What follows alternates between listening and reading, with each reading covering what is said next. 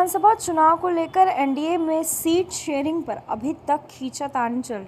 अभी तक चिराग पासवान को मनाने में जुटी बीजेपी को अब एक और दल को मनाना पड़ेगा। दरअसल चिराग पासवान और जीतन राम मांझी के बाद अब उपेंद्र कुशवाहा भी रूठ गए। बीजेपी अभी तक चिराग और मांझी को पूरी तरीके से संतुष्ट नहीं कर पाई थी। उधर उपेंद्र कुशवाहा के रूठने से बीजेपी का सरदर्द अब और बढ़ गया। बताया जा रहा है कि उपेंद्र कुशवाहा भी अधिक सीटों की मांग कर रहे हैं। पिछले 3 से 4 दिनों में बैठकों और बातचीत का दौर लगातार जारी है। उपेंद्र कुशवाहा सोशल साइट पर अपनी मांगे को रख रहे हैं। इन सबके बीच लगातार भारतीय जनता पार्टी के तमाम दिग्गज नेता अपने सहयोगी दलों को मनाने के लिए लगातार बैठकों का दौर जारी रखे हुए हैं। शुक्रवार दोपहर राष्ट्रीय लोक समता पार्टी के संस्थापक उपेंद्र कुशवाहा के सरकारी आवास पर विनोद तावरे और ऋतुराज सिन्हा उनसे बातचीत करने के लिए पहुंचे। यह बैठक करीब 1 घंटे तक चली। एनडीए में भाजपा ने उपेंद्र कुशवाहा की पार्टी को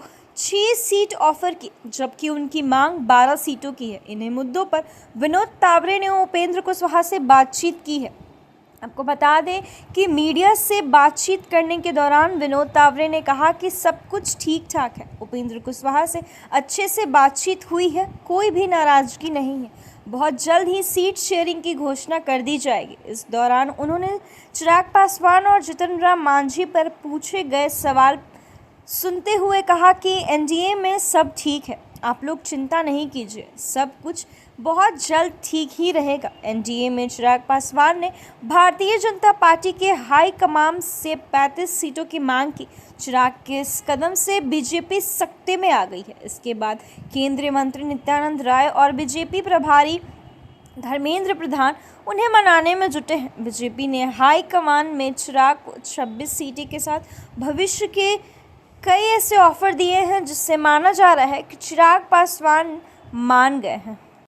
अब देखना यह होगा कि उपेंद्र कुशवाहा की नाराजगी कितने दिन तक चलती है और बीजेपी इसे किस तरीके से ठीक करती है, क्योंकि वह चुनाव अब आने को है। ऐसे में रूठना मनाना तो लगा रहेगा, लेकिन पार्टी में यूनिटी काफ़ी ज़रूरी है। अब